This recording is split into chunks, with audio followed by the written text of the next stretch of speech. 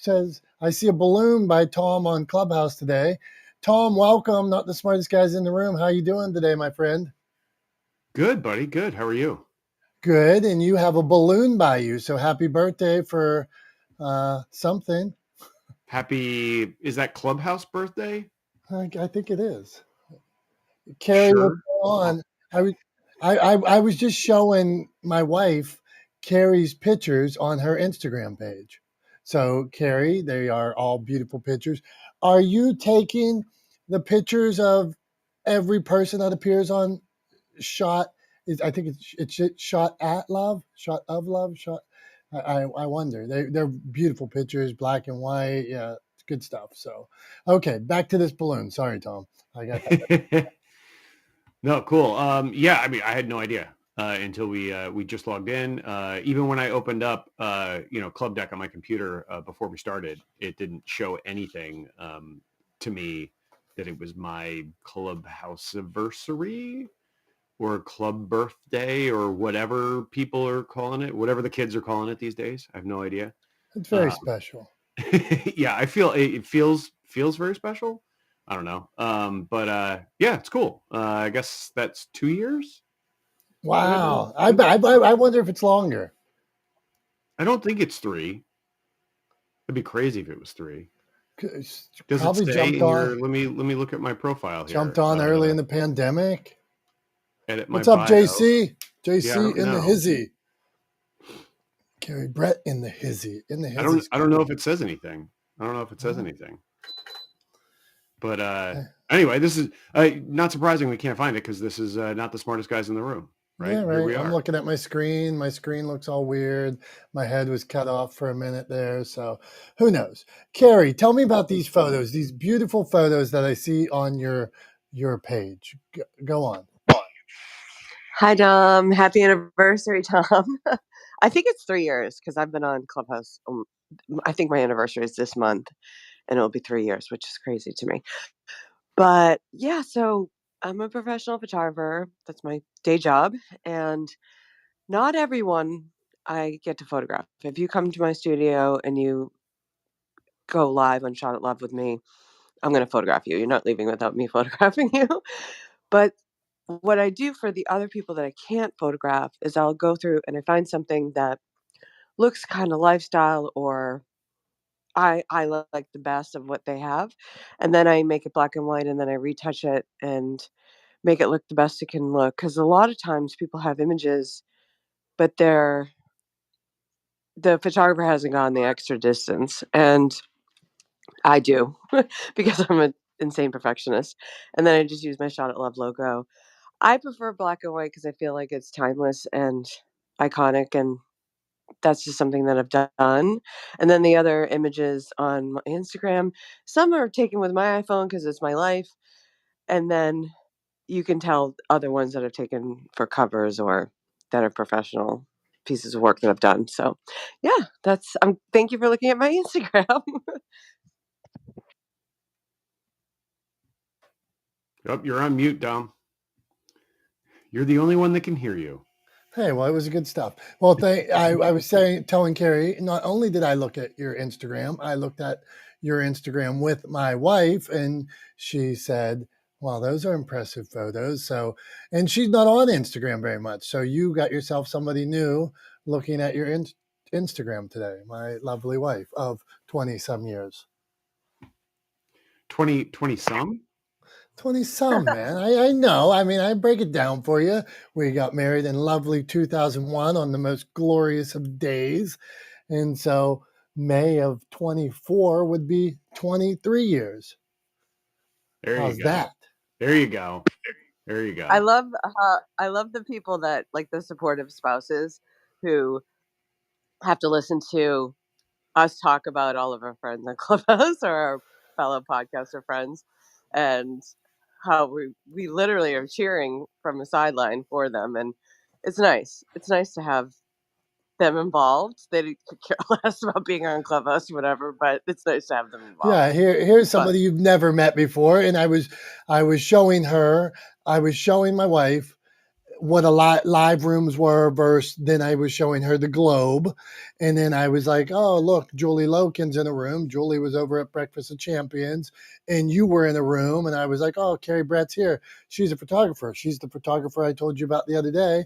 And then we started looking at your pictures. So I love black and white pictures too. So you're doing good. Okay, Tom, not the smartest guys in the room. What's up, John Jay?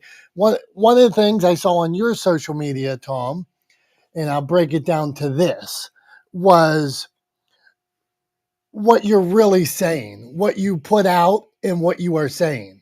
And it was one of your last posts with Legendarian about uh, people that are posting like all this good they did and what's actually going on. And then the other thing I want to talk about, and we could go anywhere, is creating your own stage, which is whether it's on Clubhouse, whether it's starting a podcast, whether it's I went and spoke to college basketball team the other day.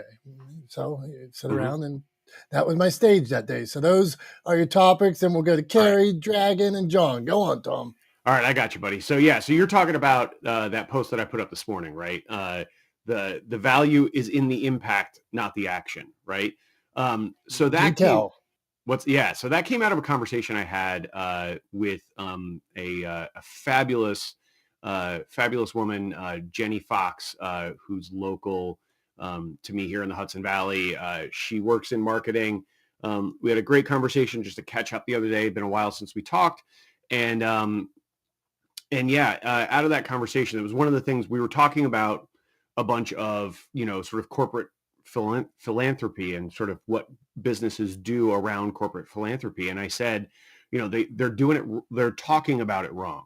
It's not that they're doing it wrong, right? It's not that they shouldn't do corporate philanthropy. Like, that's why I started that post by saying, I think it's a good thing, right? But they're talking about it wrong. And what I mean by that is they talk a lot about the actions that they're taking, right? So they talk about, they post pictures where they have a bunch of employees in volunteer t-shirts posed for the camera, right? And they say, our employees volunteered here, right?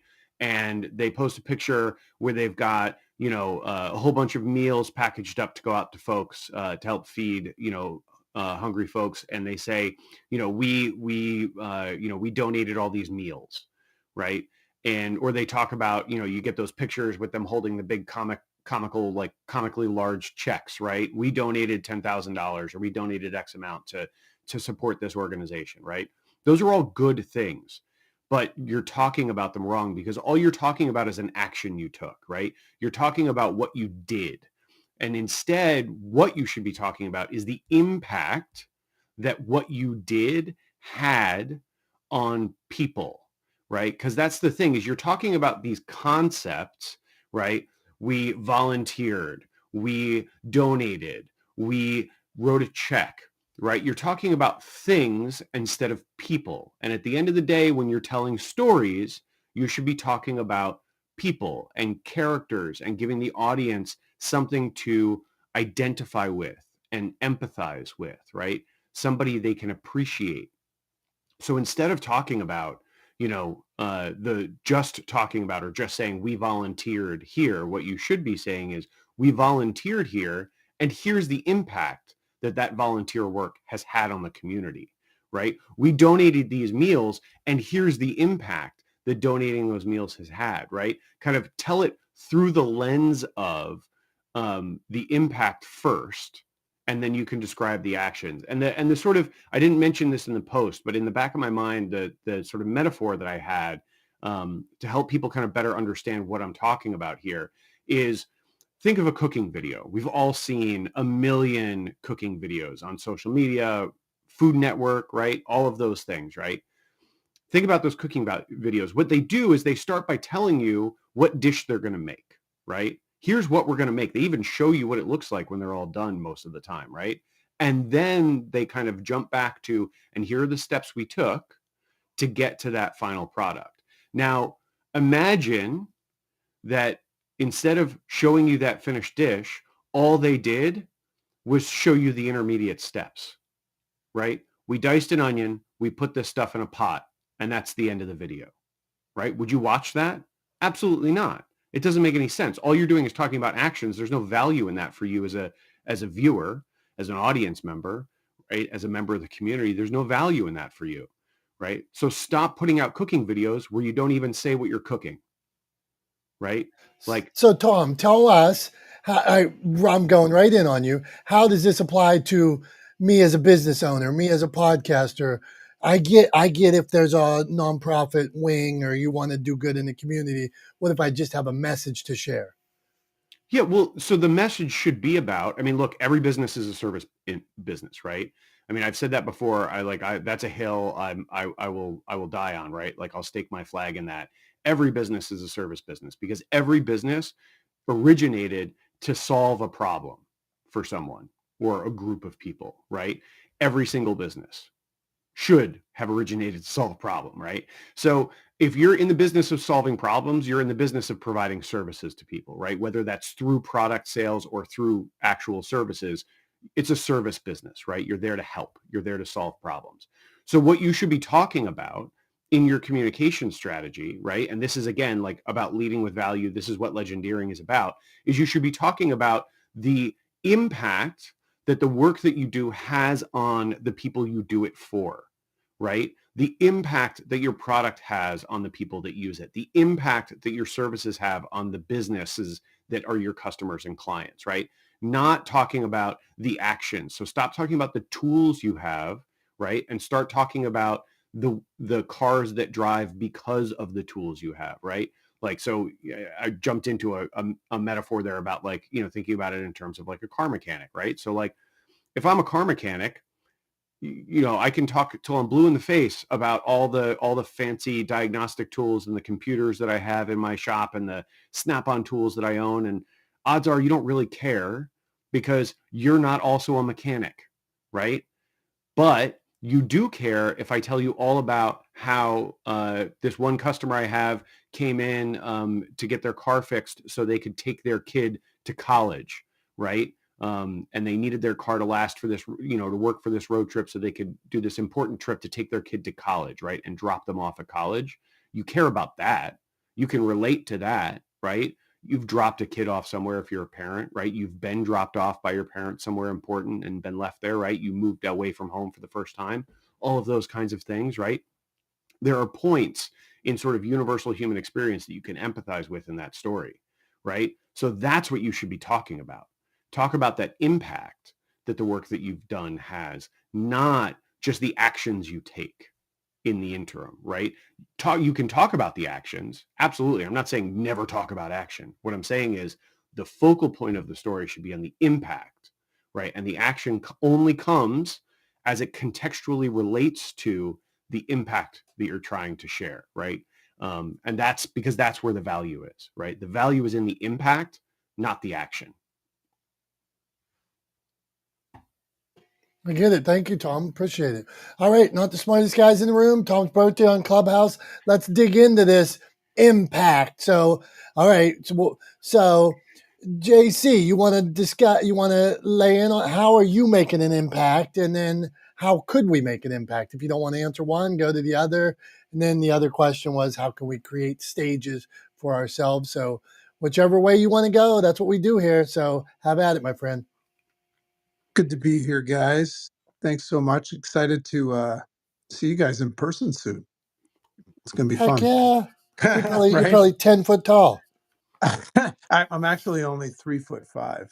It would be great if we all come and we're all like We're- 4'2". well, no, it's what's funny about these big events, even though we're kind of putting it on for everybody else, selfishly, I'm excited to meet all you guys. It's going to be cool. So, yeah, impact is, what's interesting about the topic of impact, because I work a lot with a couple thousand, coaches. So I'm constantly meeting people and helping them, hypothetically grow their business.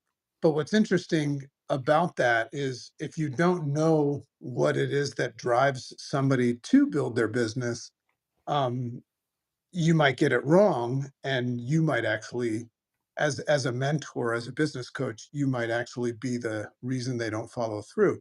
So, it's all about, unveiling intrinsic motivations. And what's fascinating in the realm of impact is, I mean, what I know about humans is they're all at varying urgencies and willingness to talk about, you know, the truth about the fact that everybody wants to be happier, healthier, and wealthier. I mean, nobody wakes up in the morning and says, I want to be unhappy and make less money, and get unhealthy, right? So we all want the same things. But what's unique about each individual is where their headspace is about it, their concepts, and where their urgency is. So um, I very often meet people that claim that they're not interested or motivated by money, um, but it's impact, you know. So it's a fascinating topic, impact, because on the other end, the people that are motivated by money, what I find, because I've been through stages of my own life and helped a lot of people make a lot of money, and I've seen people have no money, um, it doesn't ever seem to solve anybody's problems. Like I've seen people become multimillionaires, and that doesn't solve their problems if they're not making an impact, right? It's that concept of mixing your passion with your paycheck. So I think all around, I think most people want to, and I'm looking at some of the people that are here, I think most people at the end of the day, and specifically in the last 10 minutes of our lives, we're not going to evaluate how much money we made. We're going to evaluate the footprint that we're leaving. Did we make an impact? Did we matter? However, you can take the approach of being all in for impact. I mean, I spent 15 years as a humanitarian in Haiti. I mean, forget about making money. It cost me money. So you can have a massive, massive impact and cash in on the currency of goodwill, but be broke and not feed your family and have other problems. So it's an interesting tug of war between the two. Um, just to close out, the funny thing about the people that come to me and say, I'm not interested in the money, because if you go out and make a big impact and you have a structure that makes money from that, you end up making a lot of money. And I just always find it fascinating how they never give the money back. So I think that mixing your passion with your paycheck is probably the ultimate win. It's one that most people don't get to do. So case in point, that's what Creative Con I think is all about. Is a lot of these people are taking their stories and wanting to share it with the world. So there's the impact, especially if there's value, like Tom said, rather than affecting or getting X amount of clients. Like, what are you doing for them? How are you changing their lives, improving their lives? But it just so happens to be that the people that are going to be speaking are also going to talk about how to make a great living doing it, which I think is fine. So fascinating topic. I'm excited to be here. Awesome. Thanks, JC. So yeah, I mean, it's, I think at the end of the day, right, it's all about, from my perspective anyway, it's all about, just communicating those things better, right? So that was kind of the impetus behind it. I think a lot of people are doing good things in the world and are trying to help their communities and are creating positive impact. But I think they're communicating it incorrectly. And if they're communicating it incorrectly, then it doesn't have, it doesn't have the desired effect, right? And it lessens the impact of what they're doing. So yeah, appreciate that. Dom, what do you think? I love this, and I'm glad we're going to talk to John Jay next about this, because even in his descriptions, it's never about him, never about him, never about him. And working with so many authors, I have a lot of authors that, well, let's say, I steer them away from. Sometimes you'll see posts from people that say, "Make me bestseller, help me get to bestseller, support me, buy today, get me to bestseller." Well, what the heck is that? How does that give any value to the world? Uh, Author asking their community to make them bestseller. It's it is the exact opposite of what you're speaking of there, Tom. So now bestseller could happen naturally. If you said, hey, support this today, I really think if we go to number one in teaching tools, it would help us open up opportunities to get into more schools and uh, touch on more students, make an impact to more students. That might be better. But I hear these people in my world. I see so many posts that are about me, me, me, me, me, me, me. Watch this, me, me, me, me, me. And as soon as I see it, I'm instantly turned off.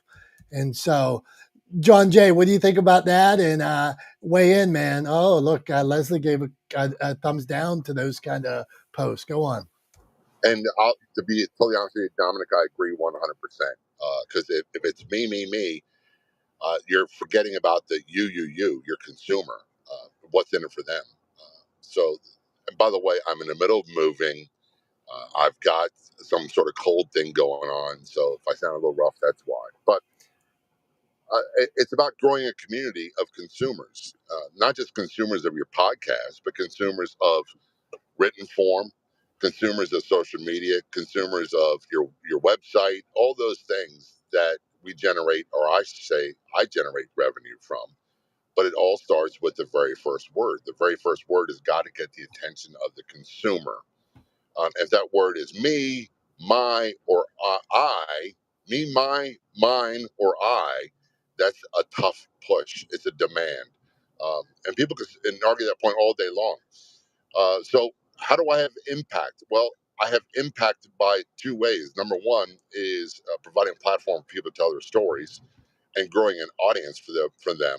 I just had a woman on recently whose husband was a career deputy who dropped dead of a heart attack while he was working, lifting heavy stuff, and the state has basically ignored them. Even though he's got line of duty benefits, he's on the wall in D.C. They won't put him on the wall. And she said they had to have a memorial for him 3 years after the funeral was 3 years after due to COVID, but they had to have a memorial for him where he dropped roses and a manhole cover because that's where he died because there's no place for them to go. So providing a platform for her to tell her story is unique platform for me, and that's making impact. As far as making impact financially for me, I've got to set it up where a lot of more people consume it, a lot more people are interested, and in the process of this move, let me tell you, everybody's got their hand out, from FPL to the moving companies to the landlords, everybody. I got bills to pay, and I'm not here to be a starving artist. And by the way, Carrie is working on something phenomenal. I think that's great, making an impact for consumers of her product and making an impact for her, which is awesome. Yeah, she's absolutely she's the best. John Jay, I and Carrie, I'm gonna read something to you. My podcasters, my radio host. Let's see what something I got here today. I'm gonna leave any names out of here. Oh man, I just got kicked off. Hold on, no, I didn't get kicked off. Okay, let's see where it is. You're here in Clubhouse. No, you're gonna like this. Okay, so okay, here it is. Normally at normally at show events, our spots will go for up to $1,000 for CEOs. If you would like to come on as a guest to promote yourself for a featured hour, we where we interview you for an investment in yourself, our special variable rate we're running right now is only $199. What do you think about somebody making me a sweet offer like that? It's a sales pitch, and you want to take Yeah, I mean sales pitches. it's ridiculous. I mean, why would I do it? But then the same to podcasters, you put a lot of work in.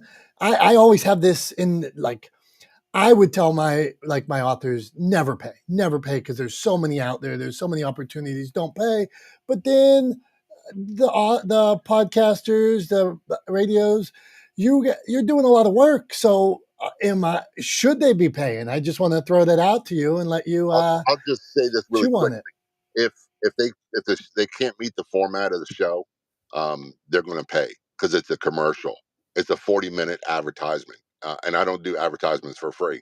And 5 years invested. Some of these stations have been in for 5 years. Others it's taken 5 years to get on. So never, and every time I market to radio stations, the email marketing, one or two replies come back. We do brokered, which means you pay for your time. That's a valuable business model if you have the calls to action, if you can create a compelling story to do that. So pay per play, it depends on where the audience is. And when I tell them it's very simple, I can promote your products, you promote it heavily at the end. If you want to make it 40 minutes about you and your product and your service, you're going to pay or it's not going to happen.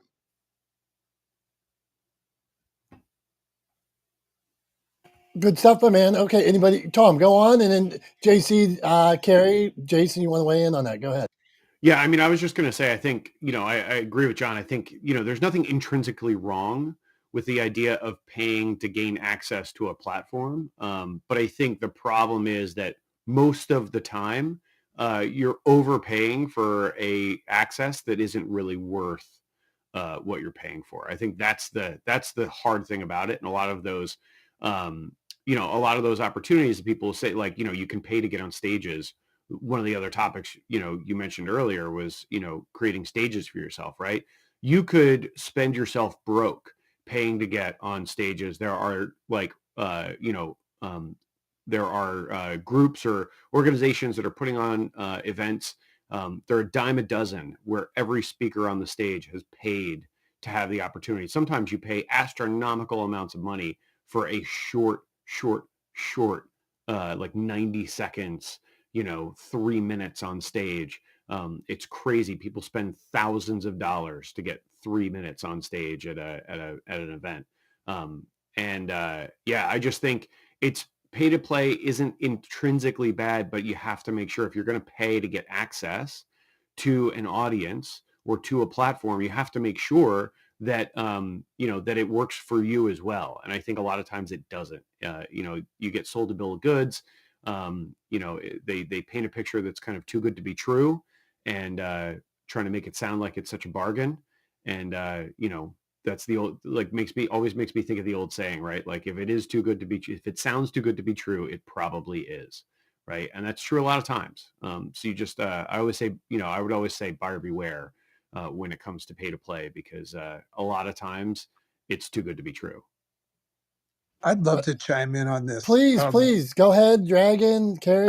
I just love, everything that I have that I value comes at the other side of me just allowing myself to look at things from multiple vantage points rather than just my knee jerk. I agree with all you guys. However, there's another thing at play here. When you see a lot of these advertisements that might, prompt you to say, "Oh, I would never do that," or you recommend to your friends and family not to do that. Um, there's a reason why they're doing that, and it's a supply and demand thing. We have to recognize it's like don't hate the player, hate the game. I'm not condoning it, but I think the bigger issue is the fact that people are just so damn lazy that they're not taking advantage of the fact that most of this stuff can be learned and done on their own. I learned a valuable lesson. I'm very, very big on delegating, and I've got a great assistant and a great team. But my assistant got, absorbed with life all of a sudden, and I lost her. And it was very hard for me to find another assistant. So I was forced to go learn what she did on my own until she came back. So a lot of these people are clicking on these links and taking these offers because they're a quick fix. That's a business model. I don't engage in it, but it's just something else to recognize that most of these people that are out there like taking that bait are probably also not willing to actually do the work. I'm not saying in all cases. So it's just another thing. It's like, it's just an interesting behavior to look at. There's a lot of business going on because people are lazy. That's fair, JC. And some people just don't know. And for other people, it might be a small investment. And so, hey, it's only, I don't have to pay somebody to schedule. I just got to, that's. Can I weigh in, Dom? Can you hear me? Yeah, go for it, Carrie. I think we lost Okay, cool. Tom. He froze on my end, so go for it. Okay. So when I went to PodFest last year, I couldn't go this year, unfortunately. I was pitched by numerous TED Talk coaches, charging, $10 to some cases $1,000 to coach you time. And my dad did a TED Talk here in Beacon when he didn't at 75 when he didn't even know what a TED Talk was, and he did a great job. My feeling is if I need a coach to tell me who I am and craft a story about me, it's not going to work. Yeah, I mean, I get that. Look, Say that again. You cut out there. so Matthew McConaughey went through. I don't know why there's an echo. Do you guys hear it? No, we don't. I don't hear an echo on my end. You hear a little cut bit. out for a second. So It might have come through yours while she's talking, Tom. Go on. Okay. So Matthew McConaughey went through several ghostwriters, and then his wife was like, no one's going to write about you doing peyote in a cage with a lion. Like, you've got to write your life story. So I think that's why it worked. And I think you've got to just be you. And when you have all these cooks in the kitchen tearing apart your story, it's like I go out and I shoot the cover and I bring it back. I did it. I just think to pay. And I've seen people pay for coaches to do these TED Talks, and they don't even work. So I just think somewhere you got to roll up your sleeves and do the job yourself and put yourself out there in a very big way. And in that case, I think the money is not well spent, but I'd be curious to see what other people think. All right, let's dig in on this. I'm just going to counter quickly back that there's probably all types of coaches, like there's all types of photographers, right? Some probably aren't very good and just decided to put in their bio that they're a TED Talk expert, and then some probably have actually done thousands of speeches, worked with hundreds of people, and know the nuances. I was working on. I keep telling my wife nuances. I'll be standing around the house, and I'm putting, and I'll walk this way a foot, walk to the left a foot, move my hands a certain way, and she'll be like, "What are you doing?" And I'm like, "Oh, just working on nuances." And she's like, "What?" And so I'm thinking of like in speaking and stuff like that. Well, just certain things. So Carrie, I hear you, and I wonder how many that can't deliver. They're going to coach you on TED Talks, but they've never been on TEDx. They don't know how to even begin. So interesting. So I think we'll go to Prof T because you flashed, and then we're coming back to you, Jason. So be ready. Prof T, what do you want to add? Can you hear me? You sound great. Can you hear me? We can hear you fine. Okay. Wow. I'm having so much trouble with Clubhouse today. So sorry. Just wanted to quick weigh in. Thank you for having me. Good morning, everybody. Thanks, Jason, for pinging me. So, it's such a great topic. The whole TEDx thing, back in the day, I think it was such, a big deal and an honor and really a feather in your cap. But now I think it's just become part of the thing to do. I personally have no interest in doing a TED Talk. I've had so many people approach me. The process is not an easy process, and yes, I think people are looking to monetize on that. I've been on a TED Talk. Pay me this, I'll get you on a TED Talk. I think it's easier to get on a TED Talk now than it's ever been. And secondly, listen, I've been doing what I do for almost 20 years. My credentials are as a licensed clinical psychotherapist. I am certified with the John Maxwell team. The reason I say that is because a lot of people came onto the scene during COVID and everybody was a coach. Hey, I'm a coach on this, I'm a coach on that. I get it. You have life experience. You can share and you can be someone's coach. But I think that's just a mentor. Now, people are monetizing on mentorship, coaching. I would just like to say this, for where I am in my stage of life and the game, I feel like I've earned my seat at the table, and I have been approached for so many events to come and speak, and I have to pay them. I think that's a little backwards. Um, I think that now I'm in a place where I can be paid for my credentials, my expertise, and my ability to do what I do, because this is what I do and I've been doing it. And when you do what you do and you keep doing it, you get to keep doing it. That's all I have to say. So do the do, because when you don't do the do, you end up in doo doo. Thank you. Back to you. All right. Thank you, Prof T. We appreciate you. Not the smartest guys in the room. Jason, we're coming to you. And I'm going to give what we don't do very often here, because Prof T said do, a recap. Okay. So we talked about what you're actually saying, what you think your message is, and then what you're putting out. So, Tom, is that go on? What would you want to The add? value is in the impact, not in the action. Okay, that's better. Better way to, the value is in the impact, not the action. We're talking about people trying to charge you to be on podcasts and things like that. Maybe it's worth it, maybe it's not. Maybe it's a scam. Same with people trying to charge you to be do TED Talks and things like that. I help people write books. So somebody could say, well, I'll write my own book. Go ahead.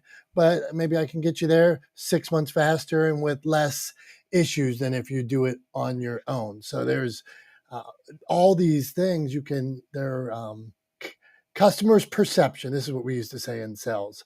Customer perception is our reality. So whatever they believe is really, you can say all you want, but it is what the customers believe. And if are you worth it? Are you not? Do they think you're ripping you off, or are they saying, can I give you testimonials? There's testimonials. There's so much value there. So, Jason, those are a few of the things. You're up, my man. Well, there's a lot to divulge, and there's quite a few things. The first thing I want to point out is something JC taught me, and it was a while ago, and we were having a conversation on the big idea. And he said, you know what? When you want to play a bigger game, sometimes you've got to pay a little bit more just to get into the door sometimes. So you got to learn how the strategy, when you're paying for something, what's the return? If you have no exposure, if you have no, you got to look at where you're playing. Sometimes you just got to look at, do you need to take the stairs or the escalator? Figure it out. If you pay, but understand there is going to be a return. It might not be the equity that you truly desire.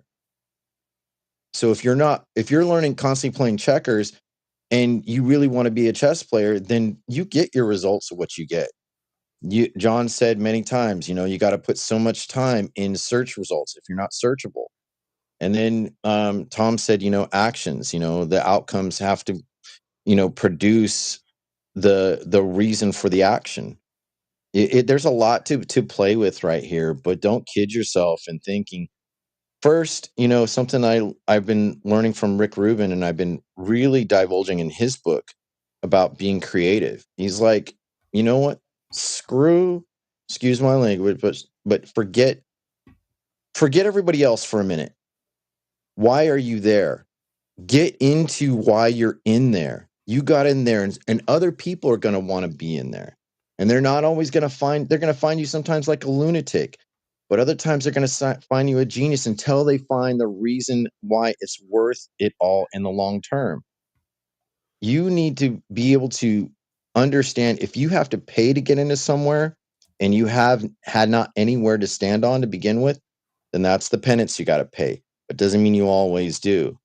You need to deliberate on, when is it an equitable thing, and sometimes you're only getting a slice of bread when you want the loaf. So, I mean, I've said a lot of analogies, but it also reminds me of why I'm in philosophy and stoicism. I don't study philosophy and stoicism to go and just teach it. I do it because I will practice it, and I've had to pay to be in this.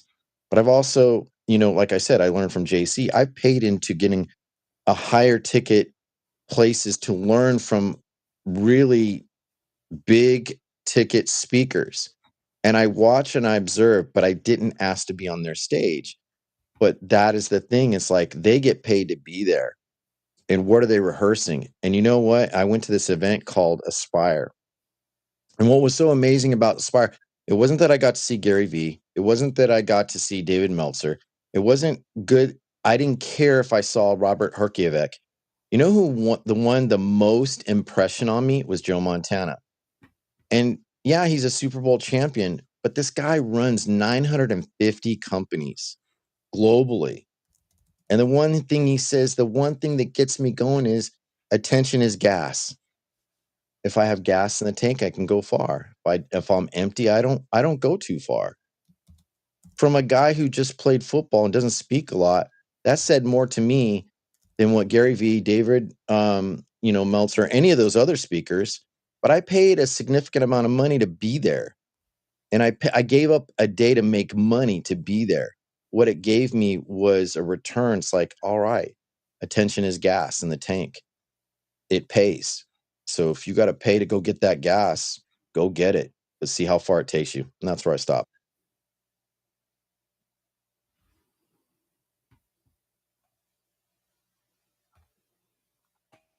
Thank you, Thanks. brother.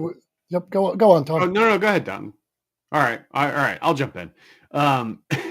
Yeah, no, I mean, and I think like just to clarify too, there, Jason, like what I was talking about with pay to play is I'm not talking about like paying to attend an event. I'm talking about paying to get up on stage, right? So like I'm talking about paying. It works for that too. Right. I'm talking about paying for access to an audience. And what I said was it's not inherently bad, right? But buyer beware, like in any other circumstance, right? Like make sure you do your homework and you're being an educated consumer, because there's a lot of people that will charge you for, exorbitant amounts of money for access to an audience that isn't as big as they promise, isn't as engaged as they promise, or isn't the right audience for you. So I think being, an educated consumer in those instances is super important. The other thing too that I wanted to mention, talking about coaches before, right, is that I think here's where I would sort of like delineate the way I kind of see, and I see a ton of advertising. I know a bunch of coaches. I see a ton of advertising for coaches and from coaches. I have a bunch of coaches that are friends. I believe in coaching when it's done well and with integrity. But I think there's a lot of people that don't do it with integrity, right? And here's where I would draw the line. If you see somebody advertising their coaching services and what they're advertising is, gains in revenue, right? What they're advertising is a promise that you're going to make more money if you become a client of theirs. Then I would run. I would head for the hills, because I believe that a good coach should be interested in and should pursue getting you to be the best version of yourself. That's what good coaches do, right? I think like a lot of people have had the experience of participating in organized sports and stuff, and we've all probably, those of us who have had a variety of good coaches and bad coaches, right? And that goes all the way up into professional sports. But good coaches, what their superpower is, what their secret sauce is they're really, really good at getting the best possible performance out of their players, right? And so like if I'm looking for a coach, what I want them saying to me is, I can help you become the best version of yourself. Like that's a coach I might be interested in talking to. But a coach that's going to promise me 7 figures in my business, thanks, but I'll pass, buddy.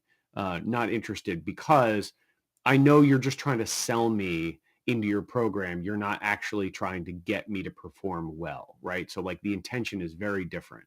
One is trying to sell their program. The other is actually trying to help their clients. I want the one who's trying to help their clients, not the one that's just trying to sell their program.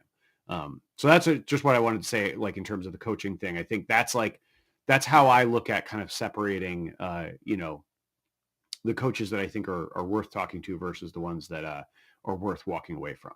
I don't know. What do you think, Dom? That's interesting, and I'm a believer that everybody has such different goals. So let's say, and I use it in my terms. I have an author that is a teacher at a small little college, and she likes to go out twice a year and sell books at fairs. and she's not comfortable being on social media. She's not comfortable um, having people know her too much, but she really likes to go to those 2 fairs a year. She will have much different results than somebody that goes out and speak. I have other people that speak to prisons every week, that speak to corporations every week, that are out on podcasts, that have their own shows. They're going to have different results.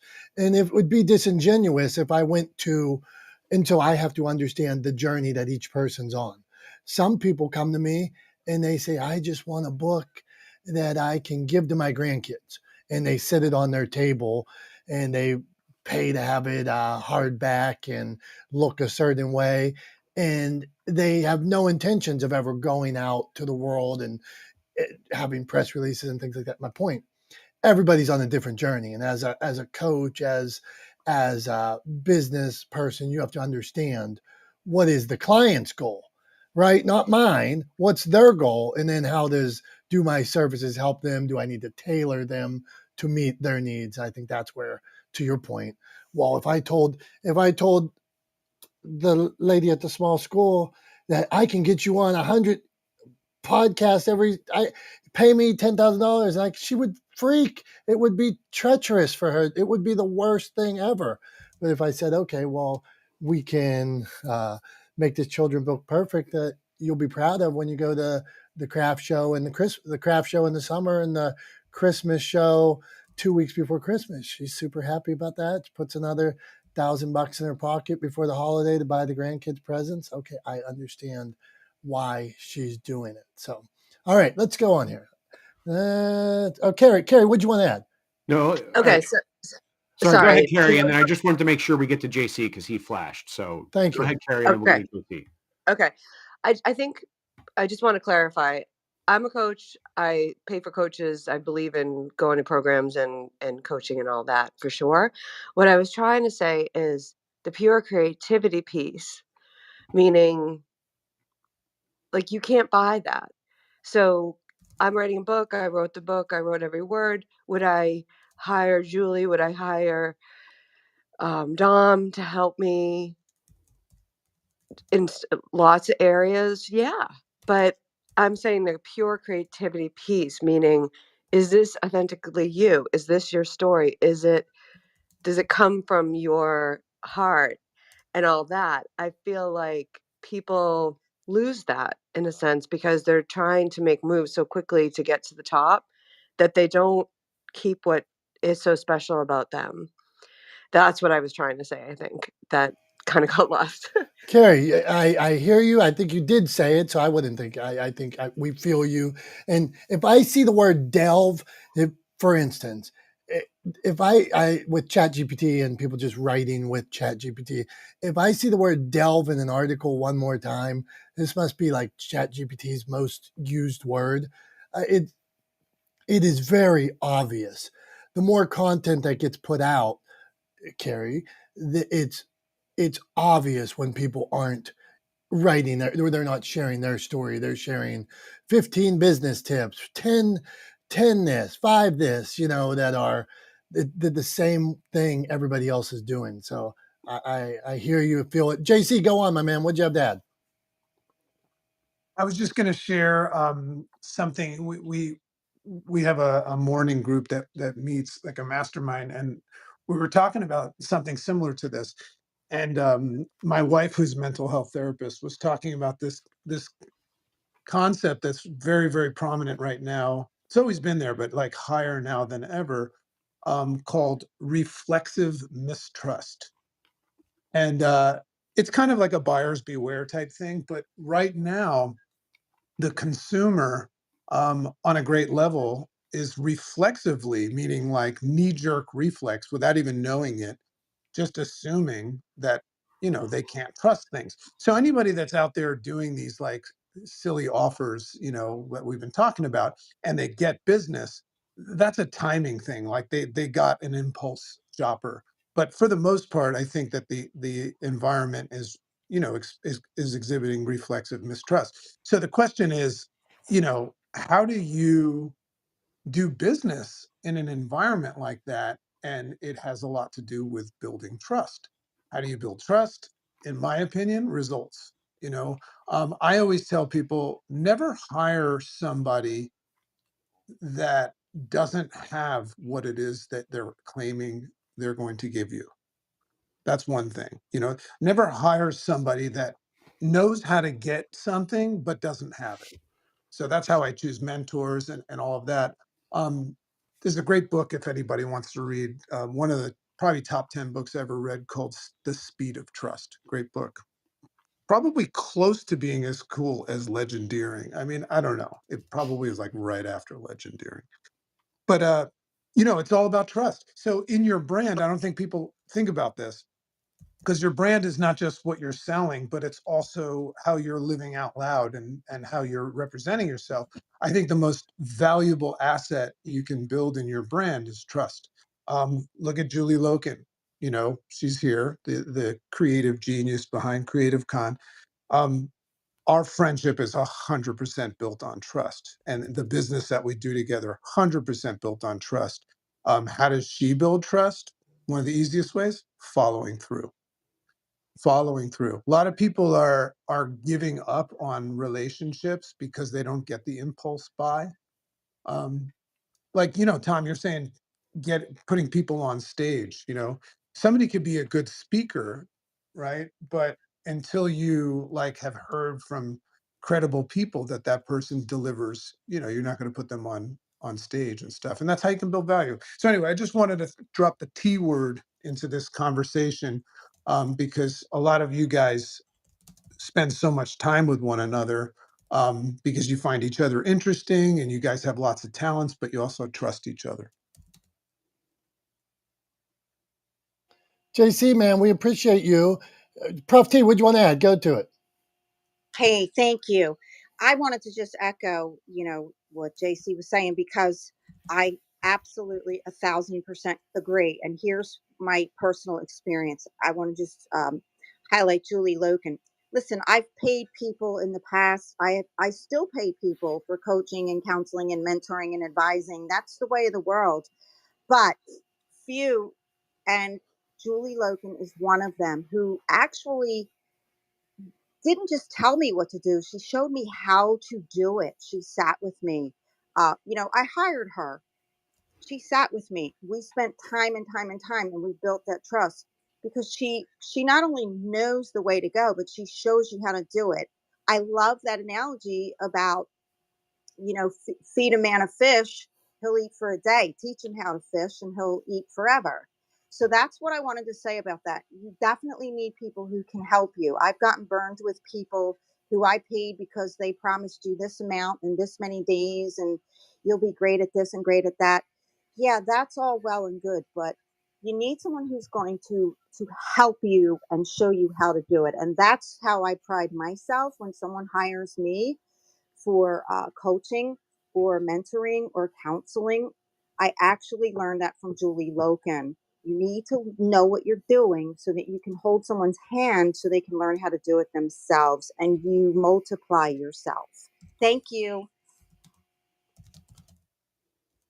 Prof T, thank you. We're going to Julie Loken right now, and actually, I'm going to we're going to have a LinkedIn audio later today, 2:00, and we're going to pick the brain of Miss Julie Loken in publicity and building community. So Julie Loken better be caffeinated and ready to go later. But I'm also hearing that Julie wants to give away a ticket to our dear event, Creative Con.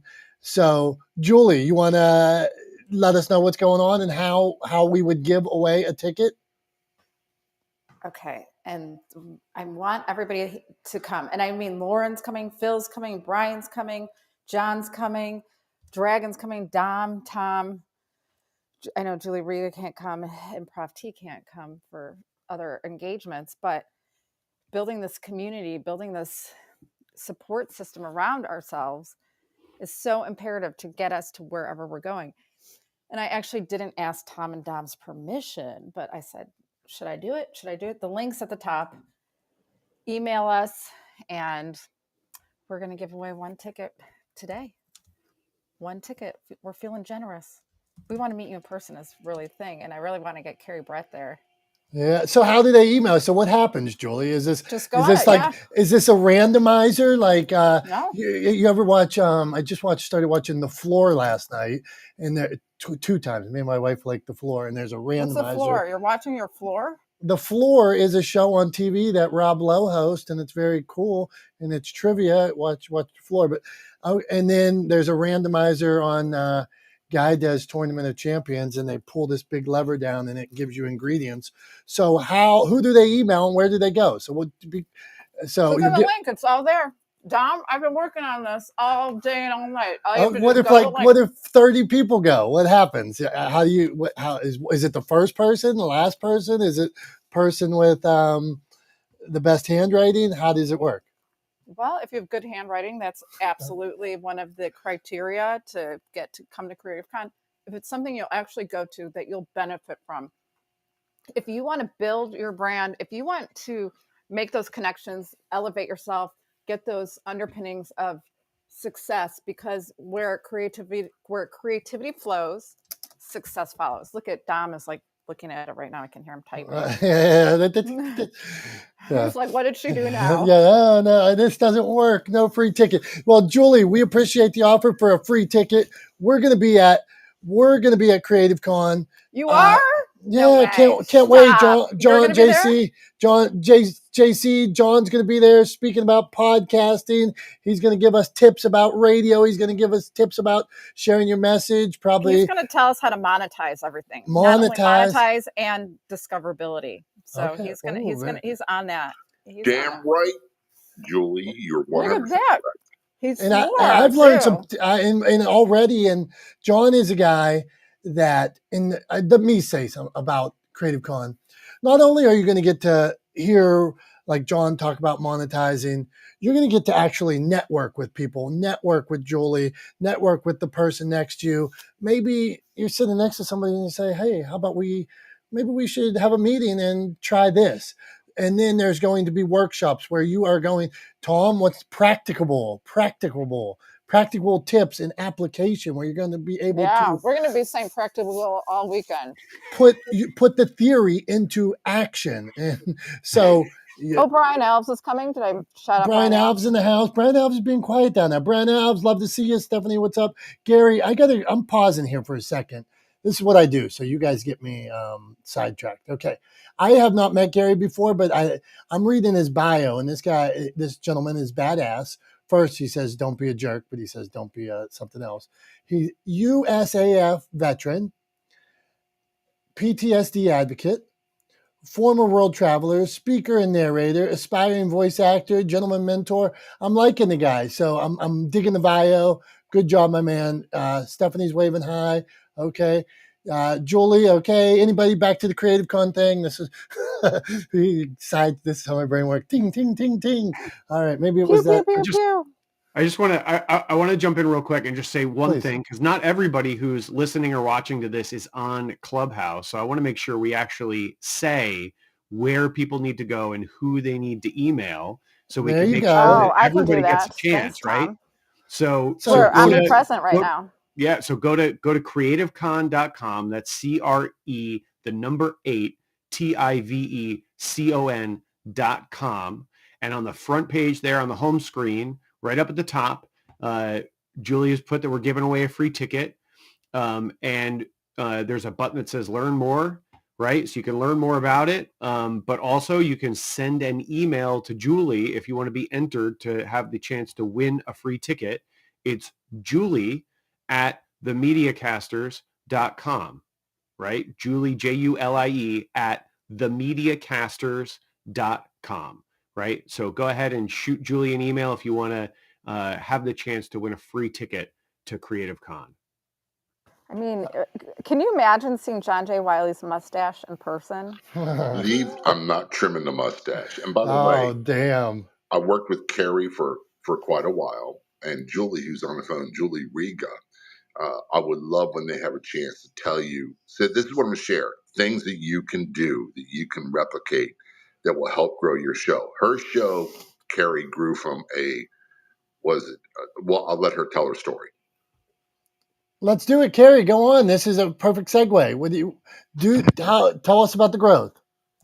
Well, it's I've learned a lot from John. I've learned a lot from all of you, and I was able to grow my show to the top 1%, which I'm excited about. And I think it was because I changed out the images each week and put a custom image for each podcast episode. I worked on my keywords and metadata tags, changed the titles quite a bit. I sometimes remastered and put up an older episode with a different title. And I've been really active on Newsbreak, and that's been great. And I try with social media. I'm just hitting it on all cylinders. And I think that's what you have to do. And no one's more aggressive than John J. Wiley. He just he's already on the fifth Newsbreak. That should be his tagline. No one's more aggressive than me. Hang on. Say No, that no, again no. so I can write it down, please. No one's more aggressive than John J. Wiley. I love that, Gary. I like that, John. All right, let's come on here. Okay, Julie Rock's we're going to Julie Rock. She's on the phone. So, Tom, it's your turn to reset. We covered a lot today. This room has been, this is when I feel you in this room make me feel best when we're all over the place. So, Tom, try to get us some order here. All right, I'll do my best, but as per the title, I'm not the smartest guy in the room, so I'll try, right? I'll give it the old college try, as I guess people used to say. So anyway, here we are. We're not the smartest guys in the room. We've covered a wide range of topics today. We started out talking about a post that I put up on social media this morning that was kind of fresh on my mind. You had seen it and it resonated with you. It came out of a conversation that I had with Jenny Fox, who's somebody in my network here locally in the Hudson Valley. She's fantastic, and she was kind enough to actually take some notes while we were having a conversation, and then shared with me some of her notes. And one of the things I said in that conversation was, the value is in the impact, not in the action. And specifically, we were talking about corporate philanthropy and how a lot of businesses get it wrong because they talk about the actions that they do. They talk about the fact that they volunteered or the fact that they wrote a big check, but they never talk about the impact that those actions have on real people. And that's where the value of that story is, right? That's where the value of sharing that information is in sharing the impact. So that's one of the things we were talking about. The analogy I made, the metaphor that I used to help people wrap their head around what I was getting at was, it'd be like making a cooking video and never actually showing anybody what the final dish is that you made, but just talking about cutting onions and putting stuff in a pot, right? Kind of doesn't do anything for you. It doesn't take you where you want to go. So that's one thing we talked about. We talked about coaching. We talked about the sort of culture around people being inherently distrustful of marketing and advertising and sales techniques that they get bombarded with every day, which I think there's kind of good reason for, honestly, because I think a lot of it is disingenuous and doesn't engender or build trust. So that's something we talked about. We talked about good coaches versus bad coaches. We've talked about giving away a ticket to CreativeCon, telling people to go to creativecon.com and email Julie at themediacasters.com to enter themselves for the chance to win a free ticket. We talked about John J. Wiley's mustache and how he's not going to trim it. And I think that's it. I don't know. It's a good, I feel like that's a good sampling of the things we talked about. Does that help, Dom? What do you think? That's like hors d'oeuvres. You've just served us some hors d'oeuvres. There you go. Those were wonderful hors d'oeuvres. Thank you very much, Tom. Yeah, lovely. Okay, so now I'm going to give you show and tell, and then we're going to Billy, and you can weigh in on show and tell. So a couple months ago, I helped my dad. He's been in business 50 years, and he had a house on the other side of town that he had some renters and didn't do too much with it anymore. It wasn't interesting to him because he's in the landscape business. And, at 81 to own this other house and be dealing with renters and things like that, it just wasn't for him. He liked to ride his tractor and do things. So Dad said one day he brought this over to me. And this is a box of, what's it say? El Aladino Cameroon cigars. And I'm not a huge cigar smoker, but Dad said he never knows what to buy me. So he bought me this box of cigars. I take them to Steeler games. So here's one of these. I smoke them at Steeler games and then give them to people because I can't smoke the whole box. And then since then, somebody else gave me some Macanudos. So, but it was Dad, it was a gift. And why this is special to me is it was my dad thinking, hey, I'd like to do something nice for my son. I don't know what to buy him, but he made an attempt, and I'm appreciative of it. And I'm cooler at the tailgates because of my dad. So that's what I got, Tom. What do you think? I like that show and tell. I mean, I like cigars, so I'm very like I'm a little stereotypical in that. Like, I definitely break the rules. But in terms of what you would picture as somebody who's a cigar smoker who also drinks whiskey, has a whiskey collection, and enjoys those kind of things, because I'm also an Ironman triathlete. So I like to mix it up. I like to keep people guessing. But yeah, I have a humidor actually sitting in my office, and that my wife got me for Christmas a couple of years ago, and I regularly have a cigar at the end of the day. It's one of the things I like to do to unwind. I've got a crazy brain, and it's hard to kind of wind down at the end of the day. So like having a cigar, a whiskey, and watching something entertaining, usually fiction, because it helps me kind of like shut down my brain, and I can just sort of sit back and enjoy the story that's being laid out for me. That's a good way to end a day for me. So and sometimes reading too. Reading fiction at the end of the day is a good one for me too. But yeah, I totally relate to that. I like that show and tell, and I like, again, you told the sort of human interest side of it. You didn't just hold it up and go, here's some cigars that someone gave me, right? You told the story around it and how it's really about your relationship with your dad, right? That's the valuable part of that story, is what it says about your relationship with your dad, and that you appreciate the gift, because it's from your dad and because it was heartfelt from him, and not necessarily because of what it is, right? What it is it could have been cigars, it could have been 100 other things, right? You'd still value it because it was from your dad and because he did it from a good place. So I like that story. Hey, thank you. And on that note, my dad really doesn't smoke as much anymore, but every once in a while, like he would bring them like this and give them to me. And I have a son that just turned 18. And I don't promote smoking, I don't promote drinking or anything like that. But for the last couple of years, by the pool on Easter, when the whole family's together, I would bring some cigars and let my son at 16, 17, now 18, smoke with my dad. And now out by the pool, we would have a cigar. And anybody could say, wow, look at this guy letting his kid smoke a cigar. But I look at it and think that 30 years from now, when grandfather's no longer there, he'll remember also those days when it was just me, him, and grandfather sitting wherever and just smoking a cigar, and how unique that situation is. So um, I, it's like we talked about goals and things like that. Somebody else, they may judge and say that you're the worst person for doing that. But in my world, I don't think I'd change it. So that's what I'll leave that with. Yeah, well, and I think those kind of criticisms come from folks that like to sort of categorize things as good or bad, right? And this is something I see all the time too, in like sort of like the thinking of like smoking, right?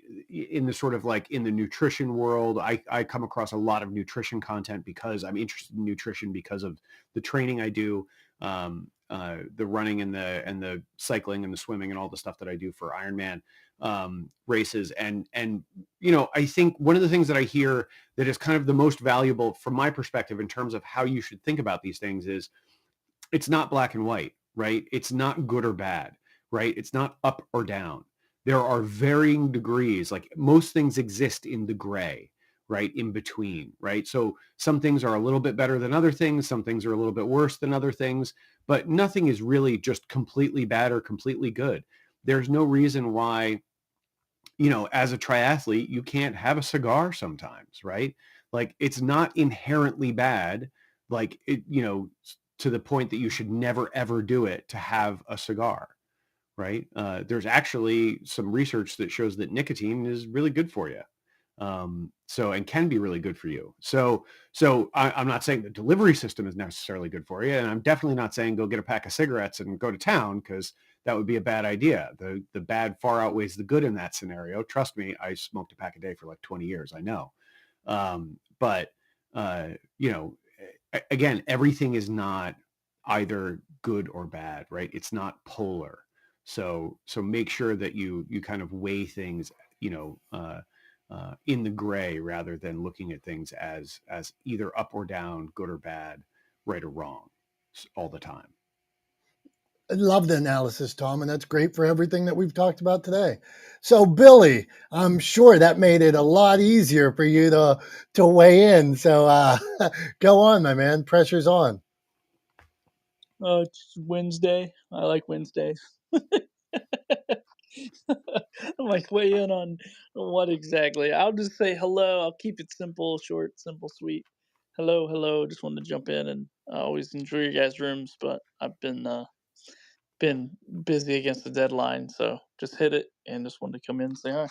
Okay, thanks, Billy. Hey, I'm going to start with you, because on this other topic that we had here, what do you think about this idea of creating your own stage? Is that something you're familiar with? Is it something you do? What do you think? Yeah, man. I mean, I definitely think it's. I mean, I guess I do, right? Like, I create my own, platform. Or not my own platform, but I leverage other people's platforms to create something for myself, and so I do this in business quite a bit. I recently, just in the last few days, have been kind of testing this. I saw Gary Vaynerchuk doing a live on Twitch behind the scenes of him just doing meetings and stuff. He's muted, he's playing an old podcast episode or some other type of content in the corner. So at first it's like a little bit jarring, a little bit confusing of like what's going on here. So like you're working, but then you're like playing this clip and it's not you talking, but you are talking because you're on meetings. And so anyway, I took this concept. I was like, oh, I think this is kind of neat. I want to go live more, but I don't necessarily have time to sit in front of my camera and talk or come up with content to do a live show, but I want to show up live even more. And so over the last, I don't know, 3 or 4 days, I have been live streaming majority of my day. So I just turned it off this morning, but I've been live streaming since like 5:30, probably 6:30 this morning, while I'm working here in my office, but then I'm playing content that I was previously on or captured onto the screen. Billy, hold on. I got to ask you a question here. I saw, I saw one of your posts one day where you said, "Is this ASMR?" That's the initials, right? Is that you giving people ASMR too when they're watching you? Hey, this guy's typing on his computer for 3 hours. No, Go on. no, dude, I'm muted, so you don't even hear me unless I come off mute. And so I'll come off mute and like talk to people or answer questions if people jump in and ask. And a lot of the questions have been like, "What the freak is this? Like, what are you doing?" And so those are funny because it's different. It's different style content that people aren't used to me putting out, first of all. Second of all, they're probably not used to seeing it from anyone unless they follow Gary Vaynerchuk or someone like that. I mean, he's the only person I've seen doing this type of content, or, it's like this hybrid, like live stream, replay, behind the scenes, we'll look into like whatever, like into the fishbowl with other stuff going on. So it's kind of like having the TV on and like staring at the fishbowl at the same time. It's kind of weird. But anyway, it's getting a lot of attention. Like I get people texting me, like, "What are you doing? Like, what is this? Like, this is cool. This is interesting." I had another friend, a content creator friend of mine, send me his link to his Facebook Live this morning. Like, "Hey man, love that concept. I'm doing it too." So he was behind the scenes working on his podcast while also playing an old podcast episode. So he's promoting that old episode and then also, kind of interacting with his live audience. So I don't know, man. I mean, I don't know if it's the greatest, type of content. It's a little bit confusing. It's a little bit jarring, but over the last 3 or 4 days, I've seen a lot of people come through just kind of like, quick hello and what the hell is this? And then my phone has been blowing up with other content creators going, what's your main play here? Like, what's your result? But there's no additional work. I already have the setup. I already have the additional laptop, the additional camera. It's all, it's like there's no extra work. I'm just hitting, go live and just kind of rotating through several videos, long form videos that I've picked out. Um, so yeah, man, I guess I'm creating my own stage and getting inspired by other people and taking it, making my own, and figuring it out. Love it, brother. And I love this idea of creating your own stage. I'm all in on it. I used to work with speakers more, and I always believed that if you're not, like, if you have a gig that week, well, go out and gig or whatever, but you could create your own stage in between in whatever goal you wanted to set up. Let's say I need to appear once a month. I need to appear once a week. I need to appear every 4 days. Well, whatever you set up, well, create your stage somewhere else, whether it's being a guest on a podcast, whether it's going live on Clubhouse. Just keep creating those stages to fill in those gaps. If that's a goal, I want to be a speaker. Well, you're still a speaker, you're still on stage, and then you narrow those gaps between paying gigs. So, back to one thing I wanted to share on Billy's point here. I do the show Bikes and Hikes, and we have a TikTok page and stuff like that, and we just put it out there. But my son will say, like, sometimes the videos get a ton of views and a ton of comments, and my son will review them. And the other day we were on a boat and the boat flipped, and somebody said, like, one of the comments to, like Billy said, one of the comments was, "What the F's the point of this?" And I replied back, I'm like, "Oh, just anything that floats gone wrong." And my son's always looking at it. He said, "Dad, that's not a bad thing when somebody says, 'What the F's the point of this?' This is a thing that people say on TikTok." And I was like, "Well, I wasn't, I was just explaining them." But he's like, "You don't need to explain to those people. That's just what you say." I'm like, "Oh, okay. All right. Sorry. Sidebar. Okay, Phil, you jumped up. What'd you want to weigh in, man? Hey, good morning, everybody. Hey, and thanks for the live stream the other day, Phil. You're the man. I'm enjoying it. Thank you. So I'm thinking about something. I went down to Chicago suburbs, not far from Arlington Heights, where Creative Con will be in a couple weeks. But a friend of mine was at the Chicagoland Sport Fishing Show.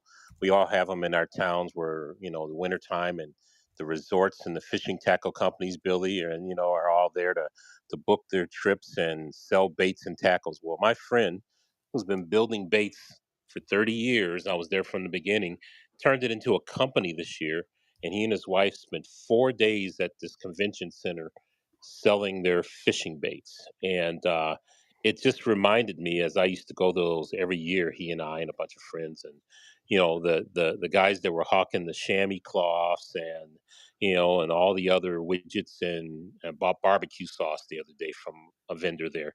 But it reminded me that I can do this virtually, just right in my own studio, and just start creating spaces where it's not the podcast space, where, right, John, we're not supposed to be talking about me, or selling anything.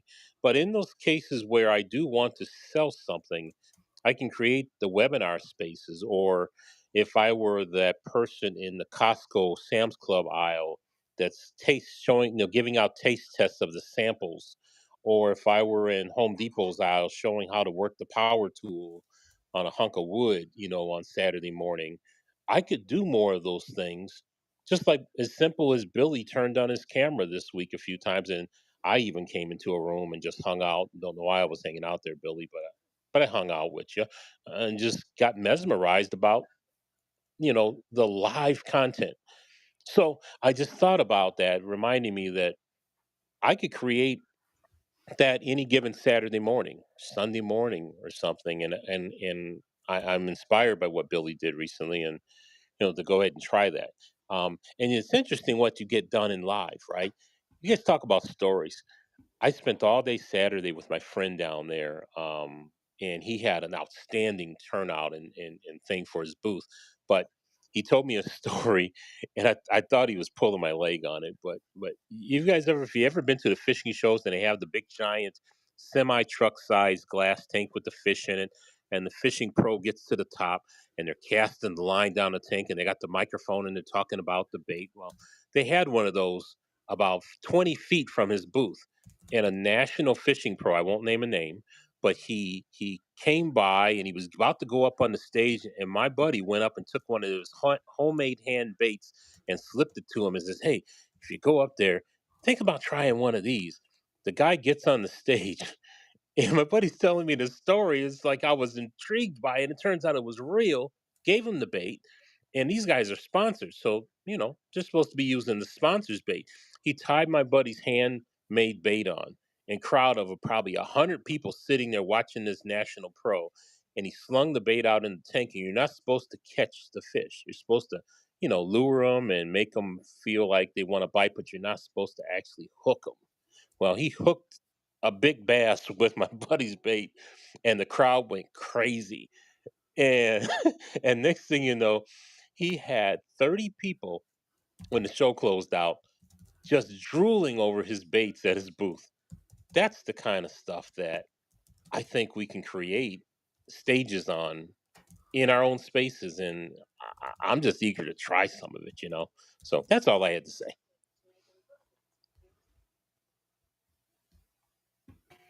Thanks, my man. That's interesting. Create how like my buddy Brian Alves, he would talk about that, like creating the buzz, creating it's all the spark. So I guess that is what that gentleman's doing. How can you like John Jay with the titles that he shares? How do you get people to um, gravitate, look at you while you're sharing your message so you can get your message to them? Go on, Tom. I was just going to say what he's doing is creating social proof, right?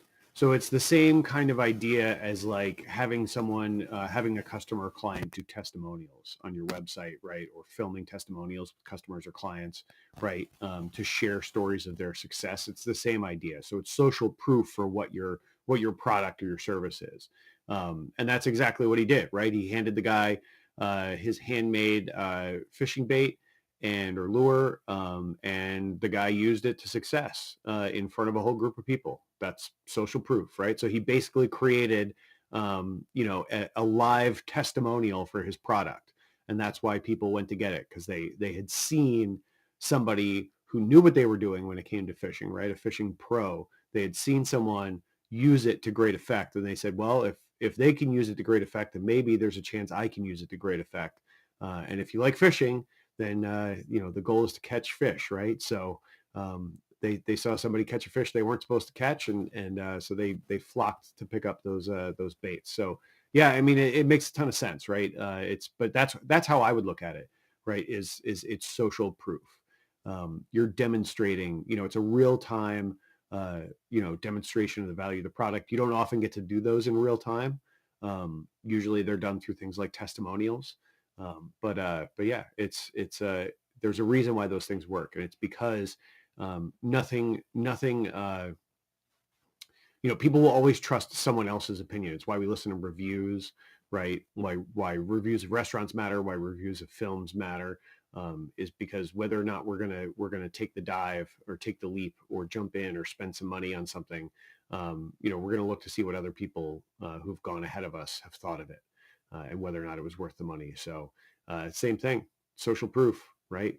Yeah, it was a good move. I mean, at the end of the day, it's something that's hard to do. I think, like for me as an entrepreneur, one of the things that I struggle with, and I have this with my book now, right, with legendeering, is like, going up and having the guts to go up and hand it to somebody and ask them to give it a try.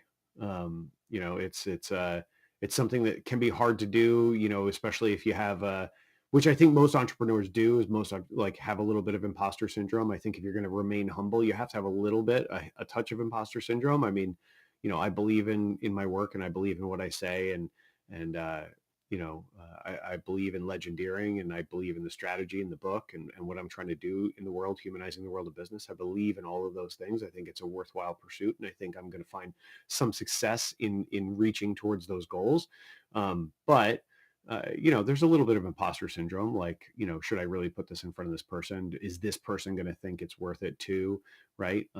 So yeah, it takes a little bit to kind of take that leap and hand that thing that you've worked so hard on to somebody who's in a position to, it could have easily been that they handed that bait to that pro fisherman and the guy looked at it and said, this isn't worth anything. I'm not using it. Or he could have used it and not had any success with it. And then they would have had the opposite social proof that they were going for. So it was a gamble for sure, but I think a worthwhile one. I think it paid off. And I think, you have to take those risks, because whether you're going to fail or succeed in those moments, it's what you do afterwards that really matters. So it was, it's cool. It's a cool story. I appreciate it.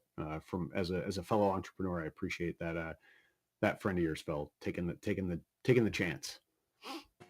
And to something we talked about earlier, that's also impact, showing clear impact that whether it was catching a fish or that it flew across the room, would we call that the lore? The lore makes a difference. Is that what we're going with? That the actual Phil, is that the terminology for it? And he says chili. What's chili? All right, go on here. It's right. It's right, Dom, for All sure. right. Okay, I'm hot on it. Okay, so now let's go. Hey, Brandon, what's going on here? All right, so we're gonna do something here, Tom. I'm gonna surprise you. Oh, Julie Loken asked a question and then she leaves. Um, she says, "Is it good to be controversial? Is it true all press is good press?" So then she leaves right before we get into something like that. Go on, Tom. I mean, I'll take that one. The answer to the first one is it good to be controversial? If you're doing it for the sake of being controversial, then shut up. No, it's not. Absolutely not. Right? If you're doing it just to be controversial, then no, it's not good. There is no value in that. Maybe entertainment value for yourself, right? But it's not a good practice. And I would say if you're being controversial just for the sake of being controversial, keep your thoughts to yourself. The world's better off without hearing it. And then the other one is all press good. Is it true all press is good press? I mean, there's an argument that it's the idea that all attention or any attention is worth having. That can be true, I think. Even if you get attention for negative reasons, you can then turn that into positive outcomes. So it's potentially true, but not true across the board. But like I said before, most things exist in the gray, right? But I just think if you're being controversial to be controversial, like nobody's benefiting from that really. It's just, you're being negative for the sake of being negative, and I got no time for it. Like I'll just walk away from that conversation all day, every day. There you go. Good answer, Tom. And to your point, if let's go with somebody, Rush Limbaugh, whether you like Rush or hate Rush, he was good at interviewing. He was good at moving things along. He talked about polarizing subjects. Well, he talked politics, and he talked about a certain side of politics. So, but he wasn't just trying to be polarizing. He said, "I'm on this side." And this is what I talk about. If you're on another side, you might disagree with him, but it wasn't like he was just coming out with crazy topics to make people mad. He just stood on the side, talked about that side, and however you determined it, whatever you thought. John, go on. Am I off base there?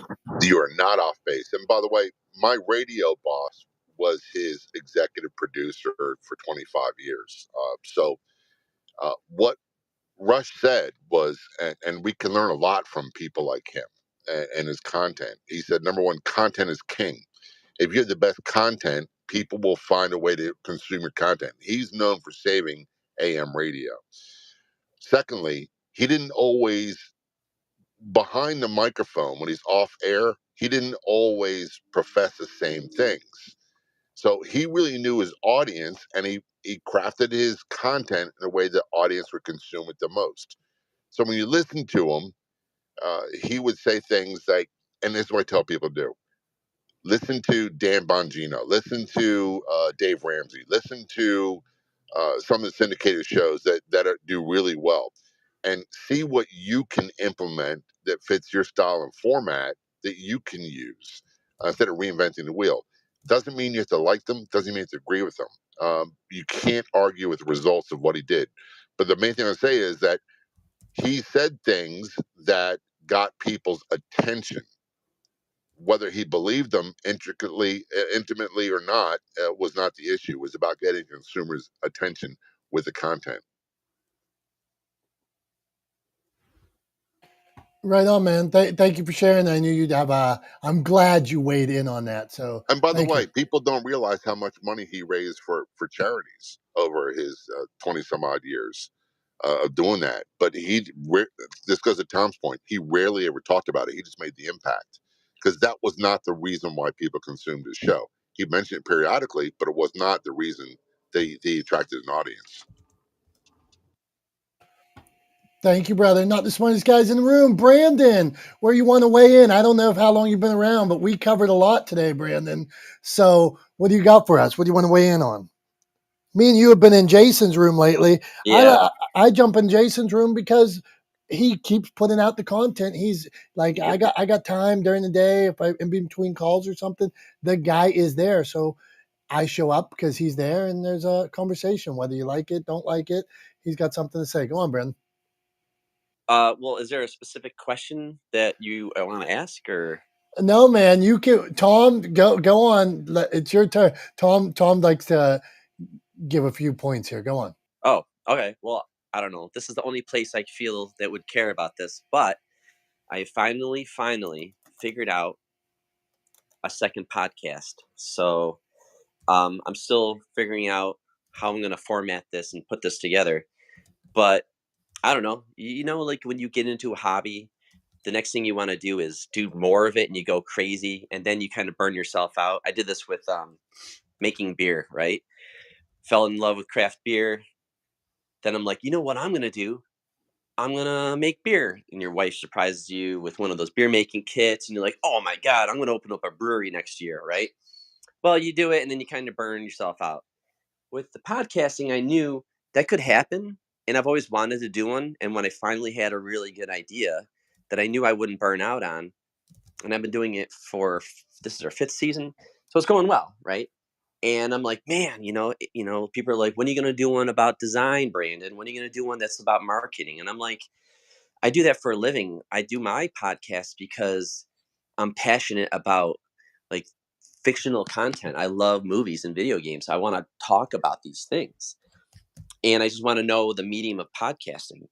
Well, now I got a pretty good grasp on it. I've done a lot of the marketing and the editing and promoting and hosting and all that stuff, recording and all the things that you make mistakes doing when you have a podcast, right? So now I'm like, I could have a second show, make it small, make it specific, keep it short, just do it by myself. But I never had the idea.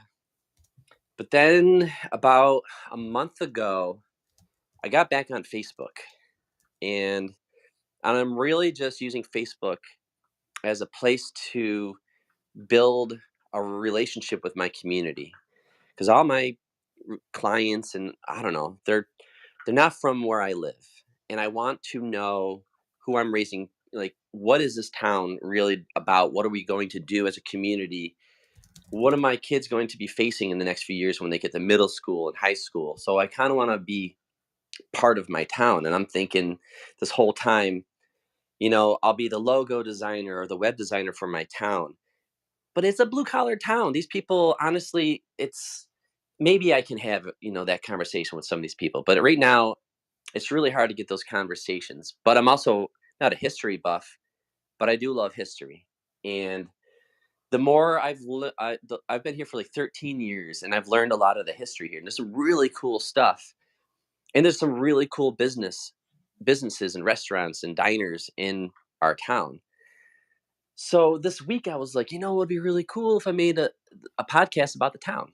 And like, I'm not shooting for like the stars here. I'm literally just going to keep it very small and local and make a podcast opposite of my entertainment podcast, which is people listen from India, right? Or Germany. But this one, I kind of just want the people down the road or on the other side of town to listen to.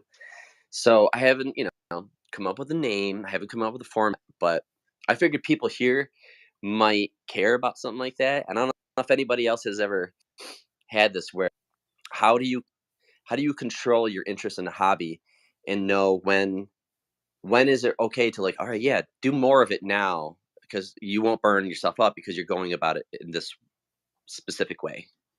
Does that make sense as a question? Go for it, Carrie. Can I You weigh got a in? thought there? Okay, thanks. Cool. So here's my thought.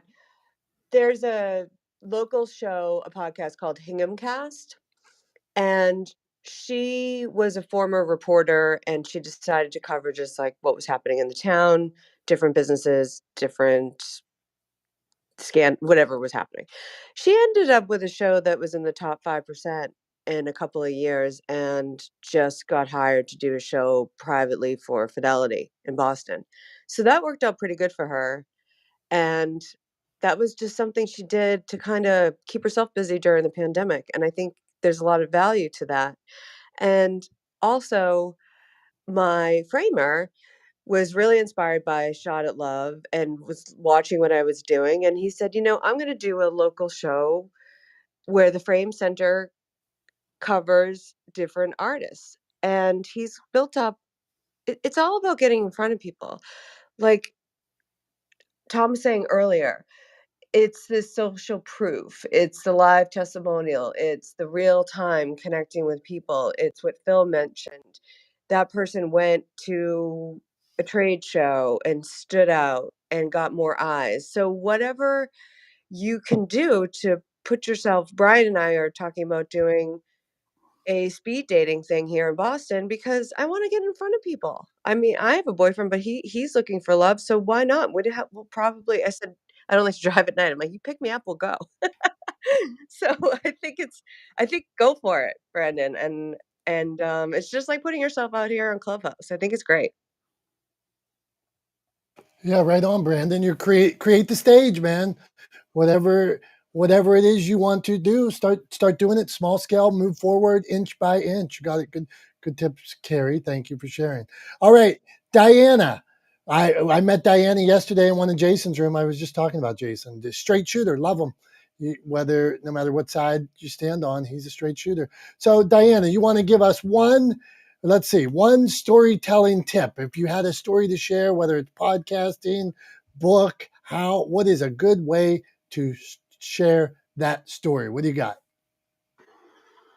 I'm going to say that I think that we should tell our stories as if we are reliving them again. And, to me, sometimes what that means is you think that no one wants to hear your story. You think that no one's heard your story. And yet, you'd be surprised at how receptive people are to hear your story. I think, in working with people at my center, I'm here in Burbank, California. A lot of times people think, well, um, someone's already told a story like mine, and there's just no story told quite like yours. So I think I would say that. I would say be passionate about it. Sometimes some of our best stories go back to our childhood, and the art of retelling things that we've gone through and attach that lesson that sometimes is everlasting. I think it's really important and utilize that energy of newness every time we tell it, even though our senses may be telling us internally, you've already told this story. Always tell your story as if it's the first time you've ever told it. I guess that would be my tip. Diana, I like it, and I think there's a lesson to be learned there. Sometimes you will hear the same story told over and over and over by certain people, and you sit there, and as soon as they start telling the story, you're probably like, oh no, heard this one again. But if they told the story a different way, with different emphasis, different the way certain things happened, it would be far more interesting, and they would be practicing that story as well and making it better rather than here's the same da da da da da. Yeah, I heard that. Tell me something new, and they probably could. So, Tom, it's that time of the day. I got nothing left. We've covered too much. I'm frazzled, so we need you to put a bow on it. Will do. Yeah, no, I I appreciate Diana kind of bringing things to a close on storytelling, because obviously storytelling is incredibly important. It makes me think of a comment actually that I got on that post that we started talking about today. That post that I put up on social media when I talking about corporate philanthropy, and that phrase that came out of a conversation that I had with a colleague earlier this week, that value is truly the cornerstone of an impactful story, right? The value is in talking about the impact, talking about the end result of the actions that you took, right? So I just want to leave everybody with this idea or this thought that when it comes to telling stories, make sure whatever you do, that you always include, right? And your focus is on, and that you share your actions through the context of the impact that you were working towards creating, and then whether or not you did create that impact, right?